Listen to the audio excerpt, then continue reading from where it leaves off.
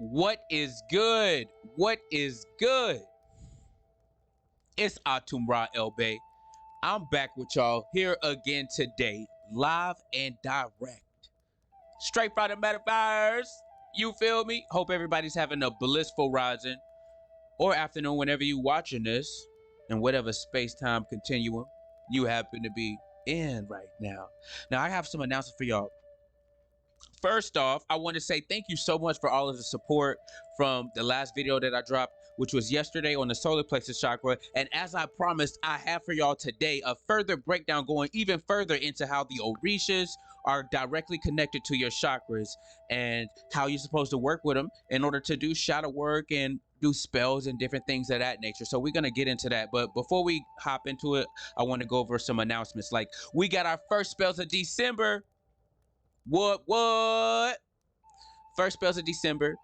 Okay, so let me give you the rundown here. If we go to Soulful Metaphysics, well, it's actually, we're Soulful Metaphysics. This website is soulfulascension.com for right now. But you can get our spell subscription, which is normally at a value of $155, right? If you get on the spell subscription, it's only $75, meaning that you can take part in all three of the spells that we're doing this month. Right, we're doing 3 spells. The first spell that we got going on this month is on the 9th, which is Friday. That is actually going to be our Run My Money Back spell. It's going to be $22 to join. All right, 22. You guys can hop on that. If you didn't want to get on the whole, spell subscription, you just wanted to get on the money spell, just send your donation of $22.22 and with your name, and then you guys can hop on that way. Now on the 22nd, we actually have a very important one coming up. That is the inner child rejuvenation spell. Okay, now when it comes to the inner child rejuvenation spell, it's all about being able to tap into your inner child, all of the parts of yourself that you tucked away to try to fit in, to try to quote unquote be an adult. I'm not talking about neglecting your responsibilities, but what I'm talking about is the fact that there's parts of yourself that have this innocence about it that you want to express, that you tucked away because you don't want to be judged.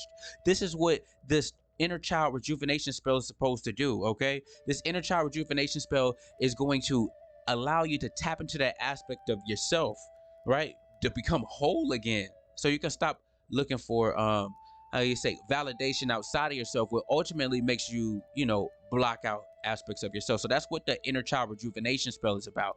Now that's only $33.33. Okay, and we're doing that spell on the 22nd.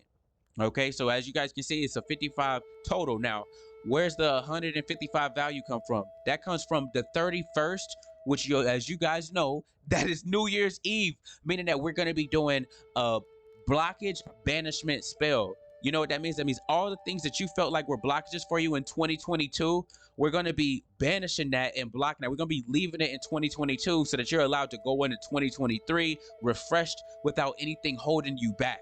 All right, so that is actually 111. It's $111 if you guys want to get on that spell at the end of December. So that's why I say it's best just to go ahead and pay the $75. That way you guys can get on all 3.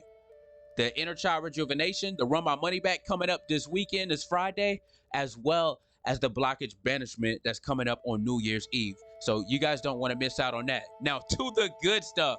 We about to get into some Orishas, y'all. Oh yeah, matter of fact, I wanted to thank y'all for all of the support. Oh, matter of fact, and if y'all thought I was playing, right? Hold on. We about to get in here. Oh shit, what the fuck? Okay, slight malfunction. We're good.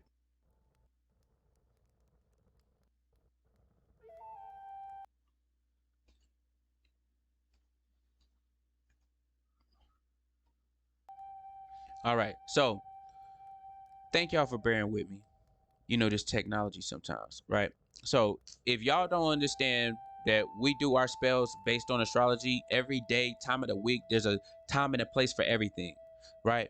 Meaning that if there's a time and a place for everything, that means that everything has its own energetic values. So we don't just put some sentiment on the limit. We understand the astrological energies that go into play. That's why we need y'all's birthday in order to connect you to the spell.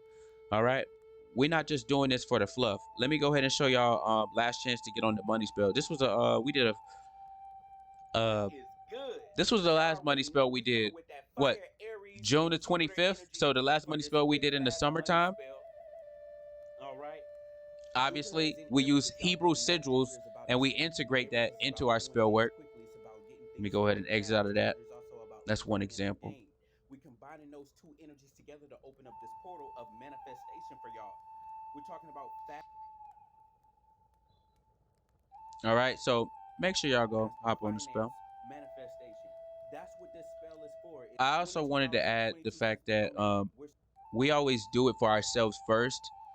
So it's not like we like, oh yeah, like what spell we gonna do for these people? Like we already have the lineup going for ourselves, and anything that we do from our altar is literally an extension. If y'all want to work with us on a personal level and get your own spell, then you're dealing with a whole different type of thing. What the group spell is where we make it affordable for everybody. You know, not everybody has $300 to work with us on a person-to-person level. You get what I'm saying? So this way, we're not leaving anybody out. Everybody has a chance to deal with our energy and to work with our energy from the altar. So yeah, that's why we do it. Now, let's get into some deep shit. Remember I told y'all we was about to talk about the Orishas and how they connect. So everybody knows about Yemen-Ya, right? Yemen-Ya. And everybody's like, well, damn, like, how are these Orishas? You always talking about as above, so below, so within, so without. Like, what do you actually mean by that? Okay, here's what I mean. So if we zoom in here, right, and we scroll down, if you see here, this whole image is of the body, right? But the body, remember I was telling y'all yesterday, it's mind, body, and spirit, right? So if you realizing that you're going mind, body, and spirit, the spirit is broken up into 7 different energies, which is the 7 chakras that we see here. Now, it can get a lot more complex than that, because if we zoom in, we can start seeing that there's a lot more going on around these chakras energetically. Like how does this symbol Mercury have to do with the solar plexus chakra? So what you have to understand is that everything is connected. So when I'm saying that Mercury is connected to the solar plexus chakra, we're saying that how you communicate, how you express yourself, because Mercury is responsible for self-expression, right? Mercury is responsible for how you speak, how you retain information, how you learn, right? Mercury is the communication ruler, right? Now, if your solar plexus is dim, then this area of your life, this aspect of yourself is also going to be dim. One can't be a great communicator if one isn't confident in oneself, right? And Mercury is the planet of communication. Now, you're like, what do planets have to do with Orishas, right? Now, here's one thing. You're like, how can I relate a planet to an Orisha? Understand that every god, it doesn't matter if you're dealing with Orishas, doesn't matter if you're dealing with the Bible and the 12 disciples, it doesn't matter if you're dealing with Buddha, the Indian gods, they all can be related to either a planetary energy or a constellation energy or a zodiac energy. That's why you see like a Scorpio right here, and then you see Sagittarius like right underneath the root, because these are representing internal aspects of oneself that cause life to actually manifest, right? You got to think the constellations, when we look above in the sky, they're projecting down this vibrational frequency that affects everybody on this level. These energetic frequencies is exactly what you're tapping into in order for things to manifest in your life. So when you're looking at your birth chart, you're like, well, why is that? Well, where's this planet at in my Aquarius? Okay, well, I guess this planet in your universe will be located in your Shin, right? So if you dive into the Aquarian aspect of yourself, obviously the energy is going to be a little bit different for you than it would be somebody else. I'm not trying to get super confusing here, but bear with me. Now, if you noticed here, you have the zodiacs, right? And it starts out Pisces, it goes Aquarius, and then it goes Sagittarius, and then Scorpio, and so on. Each one of these frequencies, right, can have a planet in it, and that planet is going to accent its specific energy, right? So, for example, if you have, let's say you got Virgo in your house, okay, and there's Virgo right here. Virgo is responsible for a foundation where things can manifest in your life, right? And that's close to the solar plexus chakra. So Virgo is naturally connected to the solar plexus chakra because when you're always critiquing things, you're always critiquing yourself, you're always critiquing other people. What does that do? That takes away from confidence, right? Even though a certain level of balance brings a level of analytics to allow you to grow, if you're out of balance, then you're going to always be nitpicking, not even being able to move forward because you're so self-conscious, right? Now, if we go to the god in the Orisha that is connected to communication, which one would that be? I got him right here. It's Isu. Isu is the trickster god. Isu is the Yoruba, the Orisha god of communication. Isu is Mercury. Okay?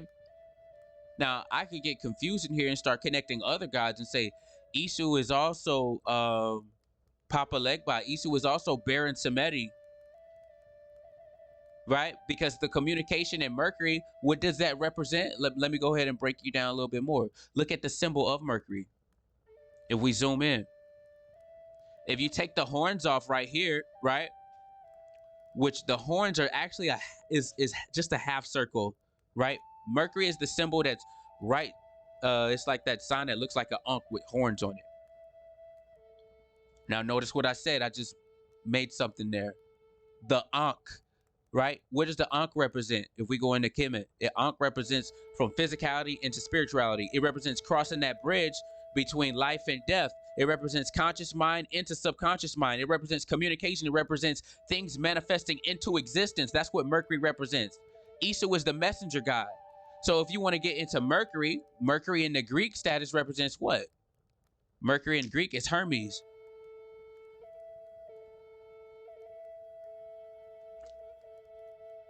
Mercury, Greek god, Hermes, god of translators and interpreters. So we're talking about being able to take what's from the subconscious and turn it into something that people can actually use, right, or fathom. So when you're wanting to manifest or you wanted to communicate with the spirit realm, right, when you're dealing with in yourself, because one thing I don't do is make myself subservient to any of these energies because they're energies, they're not gods. We gave them God personifications in the Piscean age because that's the only way our brains could fathom this, because we couldn't fathom the fact that we were gods. Our consciousness wasn't ready for that. So we had to kind of look at it like it's outside of ourselves in order to understand it. But you are Hermes. You are Isu. You have the ability to bridge the gap. Those who are confident in oneself, especially in spirituality and communication with their Mercury, are literally the embodiment of Isu. Me, myself, I am an embodiment of Isu. I am a shaman. I walk in between the spirit realm and the physical realm. I have no issues manifesting in this reality. Because if you notice here, we're almost out of hell. In spirituality, look, when you start at the root, you go to the solar plex, you go to the sacral, then you get to the solar plexus, allow your inner sun to shine, then you get up to the heart. Now we're starting to get into the heaven area. All of this is vibrational frequency, right? And as you raise, you're able to step into different gateways, and different gateways have different energies, different aspects of yourself that our ancestors personified as gods throughout all the different religions. So let's go to the next one. Ogun. He is the god of war, the god of Mars. Okay?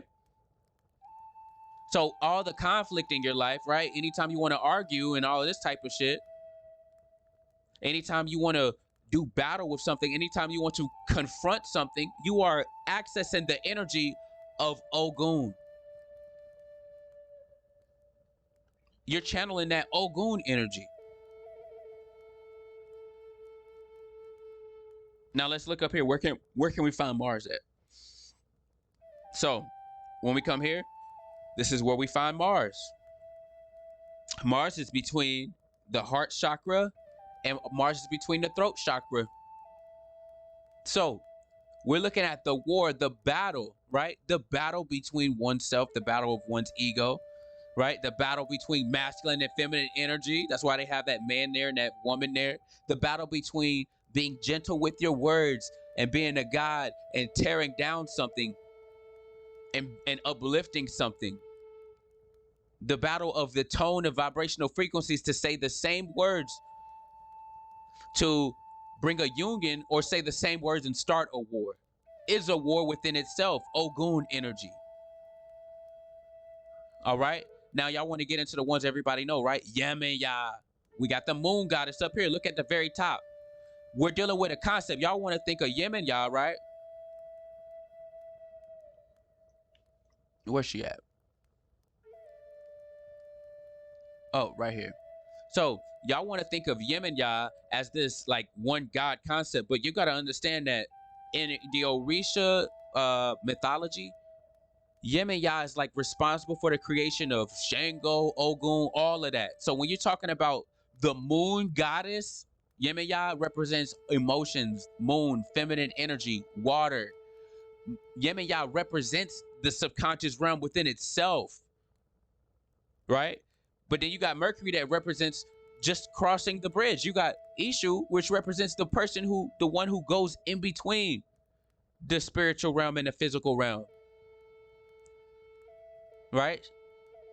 Ishu represents the communication between the two.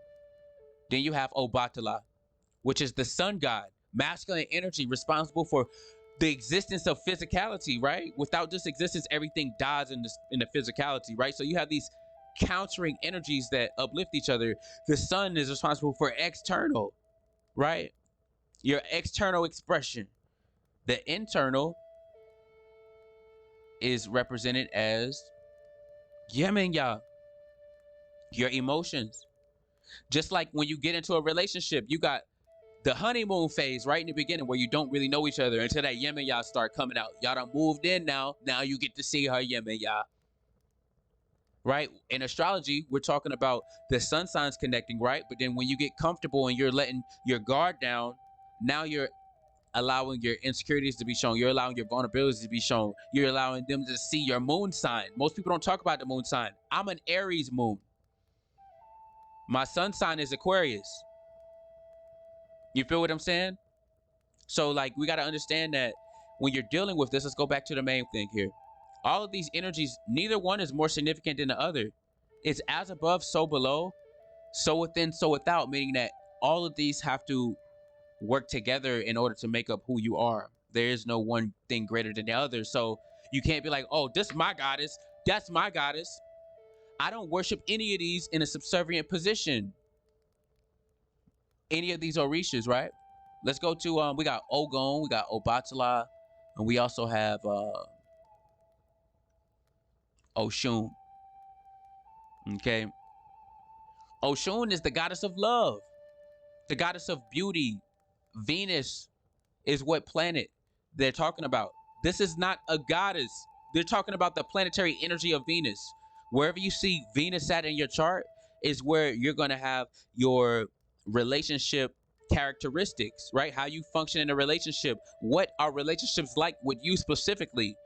Wherever your Venus is located, whatever constellation, whatever zodiac sign, whether it's Scorpio, whether it's Virgo, that's going to be its significance, right? Now, let's go here and see where we can find Venus, right? Because this is a map of your spiritual self, right? When you're looking at this, this is a map of your spirit. Understand that. And this map of your spirit is showing you all the different portals that connect to the universe. That's what you're looking at here. The occult anatomy of man is where I got this picture from. But this is what it's explaining. It's explaining the esoteric nature of who and what you actually are through these symbols that connect you through all the different religions, through all cultures, because it's all the same thing. The Orishas are the same as all of the Olmec gods, and the Orishas are the same as all of the Christian gods and the disciples and all of the Santerias. They're all related back to these same energies. It ain't nothing but 12 zodiac signs.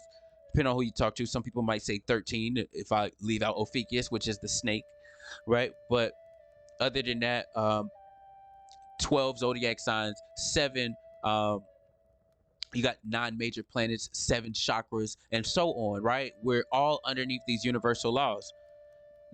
Believe it or not, the actual planet itself has the same exact setup as far as its structure, and this is how you manifest, because everything that you're emitting from all of these different portals that you have in you are in connection with the universe and the planets, right? Which cause your life to actually manifest in the way that it does and how everybody connects with each other. So stop thinking about these different energies as gods. Start looking at them as aspects of yourself. But I ain't want this video to be too long, though. But understand that each god is an aspect of yourself. Oshun is in you. Mercury is in you. It affects each and every one of us every day. Ogun is in you. Right? That warlike energy to cause conflict, to bring change, that's in you. You are them. Obatala, that inner sun, your solar plexus, allowing that to shine. Obatala is in you. And most importantly, Yemaya is in you. Right? So everybody, these deities are everybody's deities, and everybody are these deities. As above, so below, so within, so without. And that's how we make magic make sense. All right?